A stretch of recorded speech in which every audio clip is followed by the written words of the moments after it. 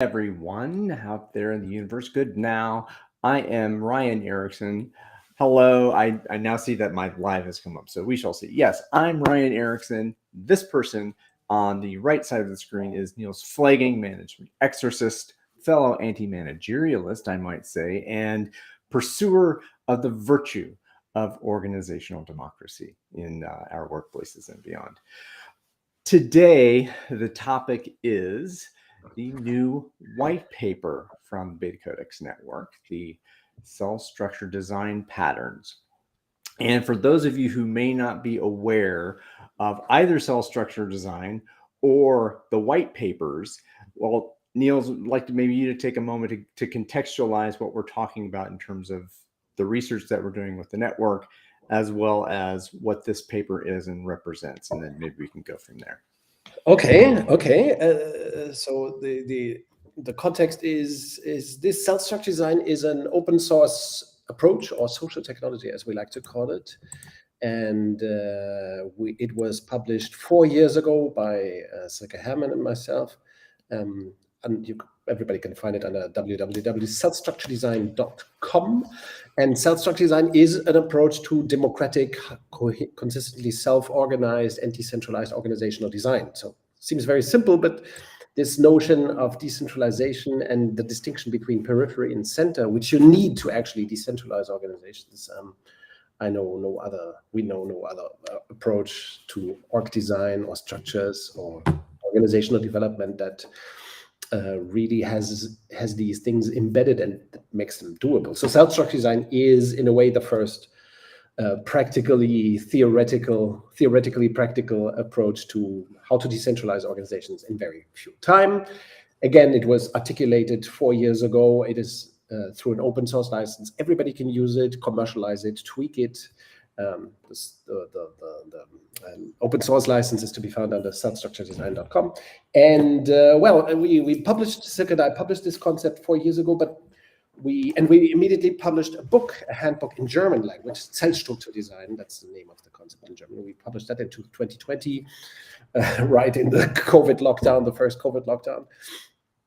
And nevertheless, it sold well, and it's being adopted. Self-structure design is being adopted by quite a few organizations, but a few months ago we noticed that we hadn't published much about the approach. We hadn't really brought out anything significant about the approach, specifically in English language, so we needed to publish something.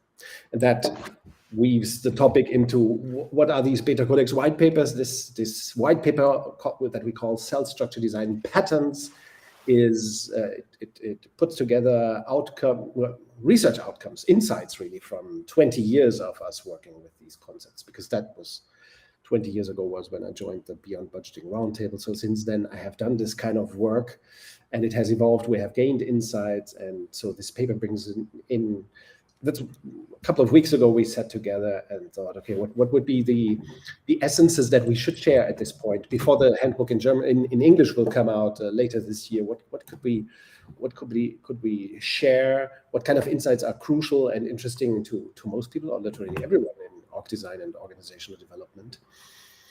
And we decided to put together this BetaCodex white paper, which is the 19th since 2008. It's the 19th BetaCodex white paper.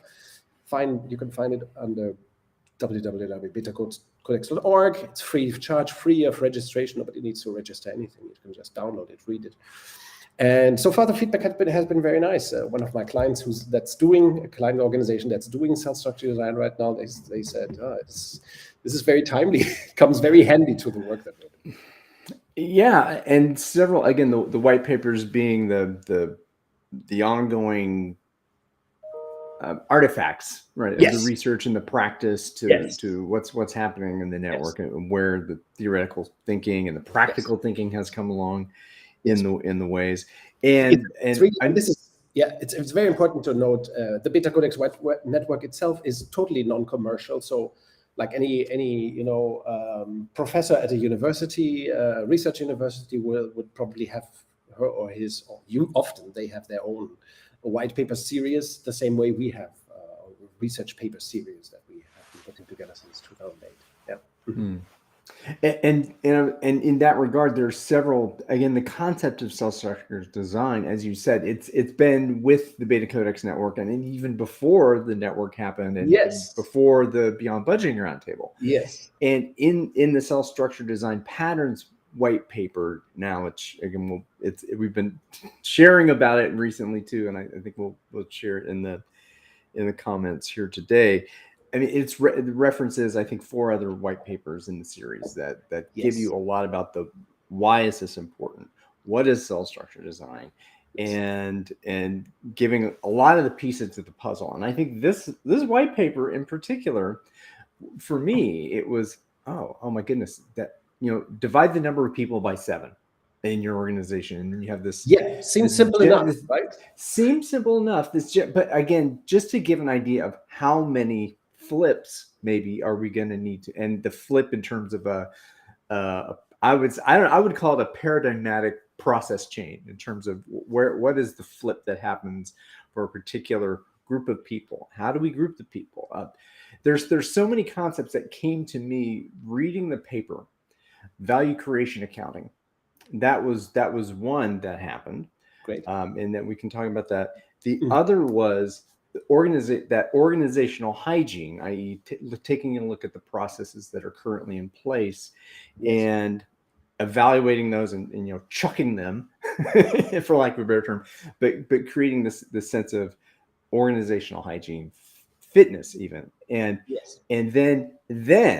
then you develop the cell structure design at that point. So there's this process in the open space beta cycle, right, that it allows for many of these things to happen. And at the end, the sequential, okay, so when we go live at the end of the open space beta cycle, the value creation accounting that's going to be live too, right? And so I mean, I know I'm throwing a lot of concepts out there, but that to me is indicative of how much is packed into this white paper, and it kind of unlocks the concepts. Yes, of course we try in this paper. We try not to over-explain everything. So each of these patterns or insights is on just one page. There's an introduction about decentralization, organizational democracy that has 3 pages or so, and then there are the patterns, 1 pattern per page. Sounds simple enough, right? But as in the second episode of BetaCodex Live, we talked about Ralph Kilman's wonderful white paper from 1978 or so,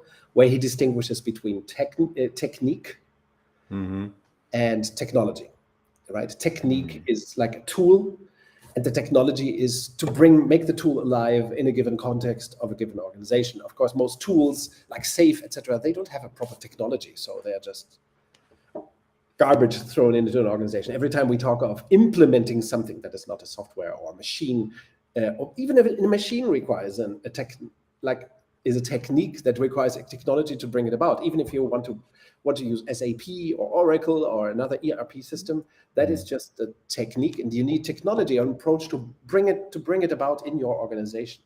And self-structure design, and this is the same about the BetaCodex. Or similar to the BetaCodex. The BetaCodex is not a technique as a set of principles. It is a mix of technique and technology, but self-structure design clearly has both, right? It has elements of a technique, but it's also a how to. That's why some of the patterns are about things like organizational hygiene, how to bring this about in a given organization. What do you need? It's technique and technology. We do not limit ourselves to technique, which is important. Otherwise we would be toolists, right? Tool heads, as Mr. Seddon would say, right? John Seddon, calling him out there. And we don't want to be tool heads, right? No. Well, a tool is subject to many uses. Again, exactly. There's some rather gruesome tools that I think have come apart in our conversations. Yes, but a hammer to bring tools good and better to fruition, we need an appropriate approach or technology, as Ralph Kim puts it. And I think that's very helpful to always think: is this just a tool, or does it have technology? Do we have a technology, an approach to bring it about? Because the tool alone is usually bad. I think that's the most important thing. Usually the tool is bad in itself. You need to combine it with the technology of I hate the words implementation, of course. Well, maybe right? But when you say making it happen together with all the willing and so on, yeah, by invitation. So again, so maybe that's a wider pattern. Maybe are you when that's you a wider pattern? Yes, brilliant. That's another wider pattern. Yes, beautiful. Yeah. So and then again with Daniel Mezek, I mean, we talk about that, and he talks about the 8 patterns of business agility. These kind of approaches: leadership invitation, clarity of authorization, boundary management, all these kind of generalized aspects. Those are technologies, part of the technology. Yes, principles. Exactly. Mm-hmm. And then you have underneath that, whether again if it's the boundary of IT and agile software development or what have you, then you have your the techniques, the stand-ups and the retrospectives and the sprints and the Kanban board and whatever you have. Yeah, the framework, the guide, the rules of the game, right? So at least at that the team love for Scrum, I mean, I know that says on the box, right? It says on the box the rules of the game, and I know that's very much a technique. But back to Selfstruct design. Procedure. So yes, back to Selfstruct design. Yeah, the first pattern you already mentioned. The first pattern in the paper: divide the number of people in your organization by 7, and you have an approximate number of cells you will end up with. So, which carries the idea that regardless of size of an organization, teams will never have much more than 7, 8 people, and there it ends almost. Yeah, there are rare exceptions to this concept, yeah, but very rare. So usually you should have a cell should have something like 7 people, 5, 6, 7, 8, and then and there's the attributes of that cell too that you talk about in the paper in terms of, well, what happens when the functionality in that cell kind of starts to get bigger. You have that tension around too many people in the social, that too socially dense maybe, or socially dispersed. But you start to get 9, 10 people in this certain cell boundary of activity for that cell. Then you go through a cell division. That happens like in a natural system where.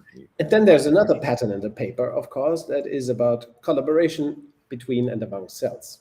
Yes. So if somebody would lazily say, "Oh no, but this and that project needs 30 people," first of all, I would distrust the number, because in command and control, functionally divided organizations, you seem to need more people than you actually need, because you identify people as being single role, mono role people. Mm-hmm. Monoposition people, actually, mono-role people, and they can slip into different roles and functions and positions. Positions not so much, but roles and functions. So that's another pattern that's explained more thoroughly in the paper, that, of course, cells can collaborate. So if you need 10, let's assume you need 10 people for something, then 2 cells can collaborate, and divide the project or the business between them. But they shall coordinate that collaboration between themselves without central control. Not being told, this is how you shall coordinate, because this is how our project org structure works, and this is our project procedure. How market economics works as well. Of course, there is no centralized steering committee in the economy. In the business world, in the outside world. So why should we have it inside organizations? Because people are children? No, probably not. Because that I think we're totally diving into another topic in terms of the people with money feeling that because they have invested in something that they have the right to make decisions for other people. Yeah, that's a latent misunderstanding. Yes, just as we do not let Elon Musk run the economy, hopefully not the country, and I'm not even sure if he's a great businessman. I doubt it, seriously. So just like that, of course, owners would not make the best business decisions. It's just it might be. Sometimes managers make great decisions, but most of the time it's not even managers who should make decisions, because people who run the business. That's what self-struct design ultimately is about: to create functioning units of business that should be sufficiently small, approximately 7 people per cell, and that should be sufficiently autonomous, have freedom and responsibility. And of course, the two must go together, obviously. And I think also I don't know, I don't recall talking about it in the paper, but just the implication that to have a profit and loss statement on a 10-person group, that's a Can we agree to conceptual leap for me. 7-person? The 7%. All right. So I was going for it. So let's say seven people having a profit and loss statement for what their function is in the market, and there is an assumption that those 7 people have mastery in all the domains that are necessary to serve that market segment. And I think that would be that we don't go down that deep in the paper necessarily, but I think doesn't the paper go into that as well? I think it does. About this, there's the sales function, that the sales function gets dispersed, and that's one aspect. But the others is every team in a Selfstruct design needs to have a profit and loss statement which dramatically creates transparency around the numbers and the economics of an organization. It gives an organization another feeling for the economics of the business, totally different. Actually, all this cost management, budgeting, allocations, games goes away with a profit and loss statement for every cell in a Selfstruct design with around 7 people per cell.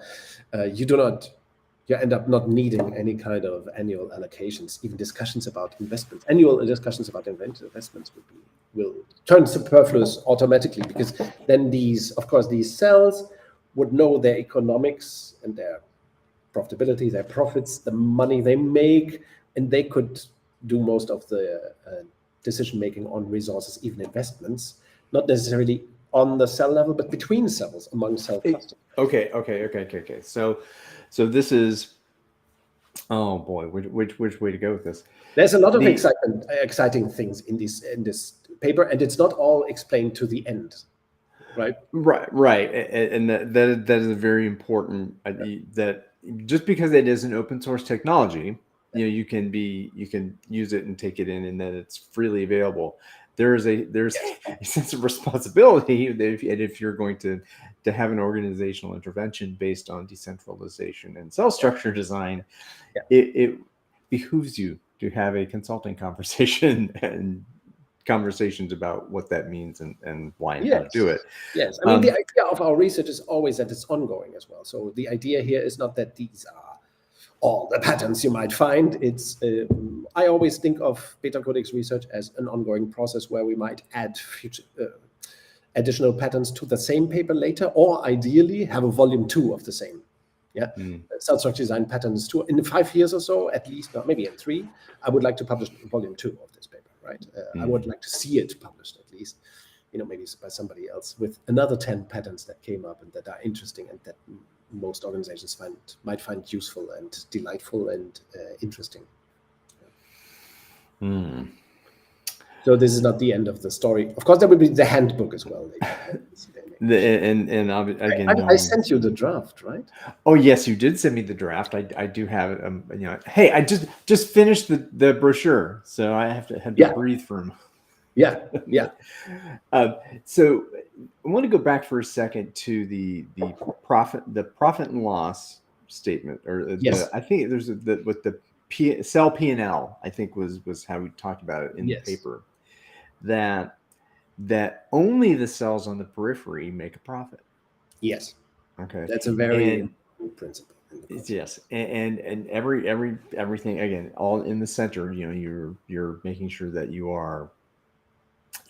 I forget the exact term, but you don't make a profit in the center. Yes. So break even. It's called a break even. Break even. Center should break even, not make a profit, not make a loss. So the services that the center provides to the periphery should lead it to no winning, not losing money, not overcharging. Right? Well, it sounds like a lean approach, doesn't it? Lean in the sense that you don't have excess. I think that's what I'm saying. Lean as an adjective. Totally. Yes. Not lean. Not lean as a technique. No, it is.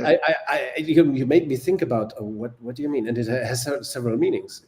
In fact, the idea is to make the organization leaner. Once the periphery is in charge, has profit, all the periphery cells, which are dominant in in the cell structure design, of course, the periphery is in charge. Yeah, so these cells earn money, make a profit and margin. Usually, I mean, we are talking about for-profit organizations here. Not-for-profits are a bit different, but still, in principle, the periphery makes money, and then the periphery will always need some services from the center. They might be revolving around IT, legal, administrative stuff, maybe some HR thing.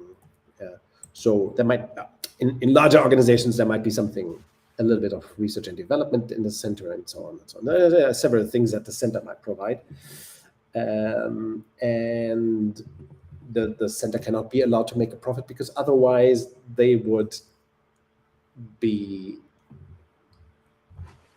better than the others. I was just going to say that Animal Farm, with the story with the pigs that start to behave like men. So the center cannot have power, so it cannot make any profit. Yeah? Would they generate a profit, then they would become the bosses. There would be power excess in the center, and that cannot be. Decentralization is decentralization because the periphery is in charge. And of course, you only get that right if every cell in the whole organization has a profit and loss statement. Mm-hmm. And if there are charges by service. Very importantly, that's explained in the pattern as well, in the patterns white paper as well. No? Yes? Well, yeah. Again, this is where do you go from here? Again, this is not necessarily in the paper. I think we do talk about it, but the idea of the agreements between cells, and that there's in some instances, I think that memorandum of understanding, but there's many terms for that. Yes. But the idea of I think in Scrum that this idea of a team working agreement has evolved. And okay, I didn't know. Well, but that's internal to the team. That's intra-team. How are we going to work within this constellation, team, ensemble, whatever you want, this small group of people? Mm-hmm. The idea of extending that, to other cells in the periphery to have service exchange to meet market needs in your domain of activity.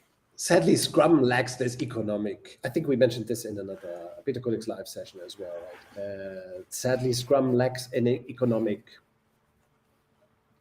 sophistication. View. It doesn't have a point of view. It has no point of view on economics, right? Yeah, it's just that the product owner is responsible for value. Yeah, but that's not economics. That's just an assertion. There is not even a notion of, okay, if you have a sprint, the sprint must have a price, and then you can, if you work with points, which is rather ludicrous, but you could in principle, sell the sprint to different parties, value created. You can press it, and you can in a way specify the price of deliverables, of minimum products or whatever it is. And again, this is cell structure design doesn't say you must do this in some way. You must calculate value in this way, or all that. But because those are decisions that are contextual, they're market driven for each part of the business. If how we calculate value in a software business is different than we calculate value in a tomato plant or a car manufacturer. So these ideas and the culture and the how we do things around here, that is what we know. Contextual. But that's a good point, Ryan. Thank you for mentioning it. I mean, we are our conversation here is based not just on the cell structure design patterns white paper, but also on the cell structure design concept overview. Yeah. Which can be found on www.cellstructuredesign.com. It's non-commercial, so don't worry. Yeah, but that's the page, or an easy way to find the page. And if you look at that concept overview, the principles on the left side, you see that yes, there is a principle there about the center must charge the periphery for its services, and the periphery must pay for those services. It is how exactly the charging happens, or what the products, the deliverables are. That's another question. It depends on the industry and the company, but there must be some charging of the center to the periphery. Otherwise, how will this work? The periphery earns money by delivering value for external clients, and the center must create value for internal clients, the periphery, and charge, invoice for the services. Yeah. So that makes this like a coherent set of design principles for decentralized organization. Yeah, this economic thing, it's necessary to allow for self-organization and self-steering, self-managing of teams. And it propagates a business awareness across the whole organization. And independence of hierarchy of bosses. If you look at the numbers, you're independent. You have to run your business, your client business, the periphery cells, right? They have to run a client business. They have their clients. They have their they invoice to their clients, so they have their income. They have their cost and their consumption, so to say, of within their team, stuff that they buy from the market and stuff that they buy from the center. So they have different kinds of costs or expenses that occur, and they have a margin, so they can be very much independent in running the day-to-day business. And that's the idea. I think that's missing in Scrum and even in Lean, totally, right? And other concepts that are good in principles, but not. There's something missing. The economic perspective is missing. And that's what I think. Of course, that's what we got in BetaCodex.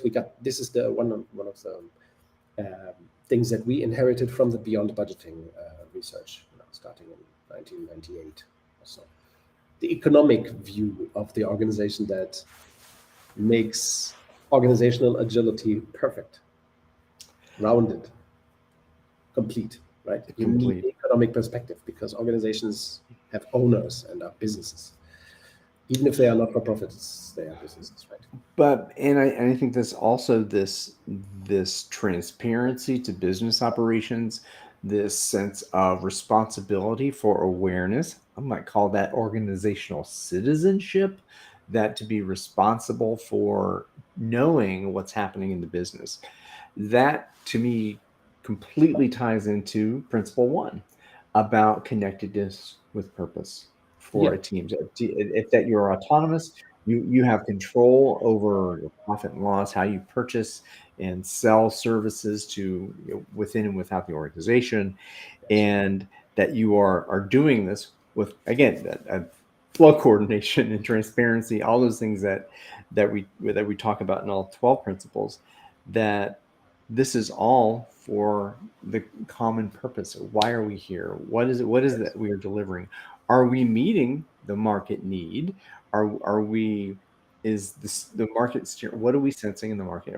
How are we steering to it? I mean, and if we have real time or actual feedback for how we are performing in the market, as opposed to guessing what's happening, all of these things, the cell structure design is that wonderful, that perfect container for that.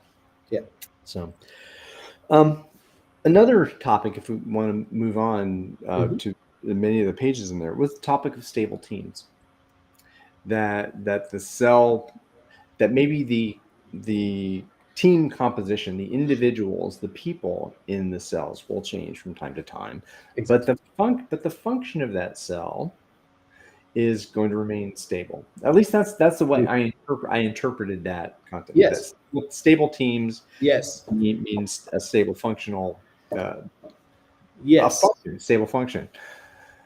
Today I had this client asking me, today at 9 o'clock in the morning, I had a client call like this here in this kind of format online.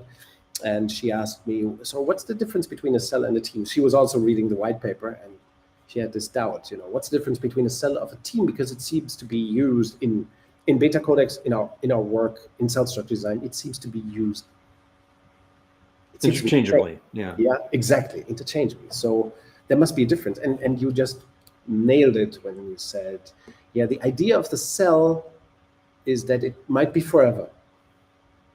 Yeah, of course, the business will change over time naturally as markets change and so on. And so the cell is and this is an important pattern in Selfstruct design, of course. The idea of Selfstruct design is that usually the cells, let's put it differently. Cells should be as stable as possible. which is something that can be derived from the work of people like Amy Edmondson as well as sociologists forever. And this, of course, the psychology of groups. We know that teams need a certain time to build trust and intimacy, coherence among them. So, and of course, there's this dichotomy. We either, on the one side, we want to be relatively stable, have relatively stable team constellations. On the other side, it's natural and normal that even in a team of just 5, 6, 7, 8 people, there will be fluctuation, right? But one thing doesn't cancel out the other. Relative stability means that you will have some changes in the team, but still the overall theme will be the same. Just like when Peter Gabriel tours, the song on the first gig here in Europe will not be the same as when you will see him in Cincinnati. Or where will that be? Cincinnati? Columbus, Ohio. Columbus, Ohio. Yeah. The everything morphs, but still the song is the same song. Yeah. So in a way, the cell is the song and the team is the band. That's a great comparison, by the way. It works. It works quite well. The cell is the capsule. The team is the constellation of people in the cell. And it's good to distinguish this because we have these there are these distinctions to be made in the work. When you say, oh, we want this to be as stable as possible, still you can have people entering and leaving, and you can have a little bit of growth and a little bit. Because people have agency. People have agency, and they surprise, and they want to have careers. They want to have fucking careers, right? So, and they may move to another cell in the same organization. They may opt out or whatever. For whatever good reason, they may leave the organization or join. Yeah. So, but of course, there shall be a limit to team size, which we already discussed. Well, and also, again, there's limited utility in comparing a business organization to a living organization. Or a living organism, right? I mean, the cells implies that we are talking about the living nature of a system. Beautifully put. Yes. The cell is a living organism, but a team is not a living organism in a way. It's a constellation of people communicating and working together with each other for each other. Yeah. With each other for each other. And sometimes in life and in a cell structure design, cells die. Because they are no longer serving a purpose. And there are also, and this is maybe another place to go, the temporary cells. There are temporary cells that serve, again, innovation, as we discussed last time, right? They might be around innovation projects. Innovation stuff that has a beginning and an end. Skunk works. Yes. Mm-hmm. Sometimes I say the Christmas party. You might have a team for that, and that's not periphery because no client pays a bill for that. But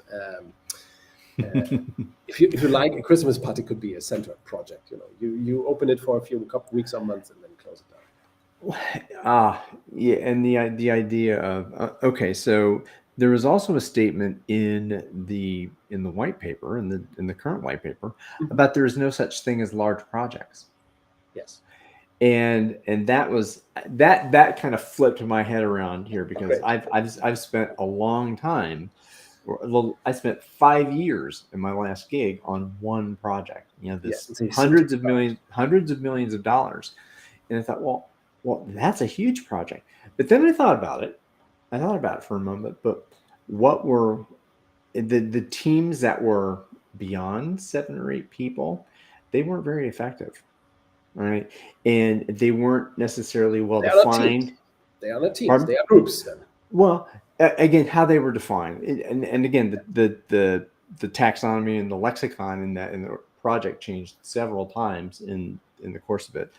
But the idea of creating these socially dense groups of people serving a specific, because if with 7 people, you need to be very specific about the function that's going to serve, because you need to collaborate across other groups of 777. So if we had, for example, on this project, I think there may have been 400 people involved in this project. Yeah. Now, again, little wonder that nothing gets done in those kinds of projects. Right? And that nobody is responsible. There's no transparency. There cannot be responsibility. It's just about control. Well, the tragedy is partially that one person, is the one throat to choke, and that is literally that metaphor, which is a horrible metaphor, and that totally destroys it. But the idea that there's no such thing as individual performance, that we only deliver value someone could argue that, but people together, people we deliver pull value together. That's beautiful. Ensemble. I think that's a bit of it, right? Yes, ensemble. Value creation is always ensemble. Yeah. Can you imagine a 400-person, marching band? What kind of music can you make with a marching band that big? You have to move to sheet music, as we would say. Yes, you have to. And you can't deviate from the score. You've got sections of 10 people all playing the same notes at the same time. Not much creativity. Now, if you are building a skyscraper with a blueprint with construction materials that are stable, that the relationship between the construction materials and their bonding materials and those kinds of things are the same. Well, but in construction, you break down this is a great example. You would say that building a skyscraper is a big project. Yes and no, because it's breaking. I do not actually know the term in English right now, but you break down a construction thing into decomposed into different works, as we call it in German, Gewerke, like plumbing. Different. Not practices, different disciplines, or that kind of thing. I think I know what you're talking about. So you break it down in let's say functioning modules that are worked upon, and of course those have in construction they have logical timing, of course. But that's complicated work. Yeah, this is, by the way, with regards to self-structure design, this is an idea that I found most consistently, most coherently, I think, described in a book that's not available new anymore, but it's by Stephen. It's called Adaptive Enterprise. Stephen, I have it here in the studio as well. Adaptive Enterprise, beautiful book from the 1990s, and this author, I will look up his book right now. He describes very well that large projects, or any kind of project or work that seems to require larger groups of people needs to be modularized. And if you do not modularize, you're just sloppy. You're an amateur. You're an idiot. You're a fool, right? So when my clients now tell me, and I found this logic or concept again in the work of Ernst Wachtelbaum, a colleague from Austria I wrote a book with. And he put this very well. He said there's no such thing as a large project. There is only many smaller projects with the same address. I think that puts it very well. Yes, that's very neat. Oh, well, in the interest of not saying everything and leaving some tension and curiosity amongst those viewers and listeners, what would you like to? How would you like to close our session today? What would be the tease for? By the way, this is the book I just mentioned by Stephen Heckel. He's not active anymore. Adaptive Enterprise. Only get it used. Very good. It's really very, very, very insightful. It's old. It's from 1990 or something, but it's highly recommended. So this is one of the things. 1999, so it's not that old. Not that old to you and me. It's just brilliant. Old it's just brilliant. I can only recommend to buy it and to read it, because it has some beautiful. Every agilist as well should read it. This should be one of the agile books to read and little books to read as well. Adaptive Enterprise by Stephen Heckel. And now your camera is backward there, I think, so we may need to put that in. You may need to make a post on that on LinkedIn. If it's backward, I turn it around and it should be okay, right? Oh my God, this was the oldest joke in the world, but okay. Old jokes. I'm we're of the same vintage, so we can appreciate those jokes.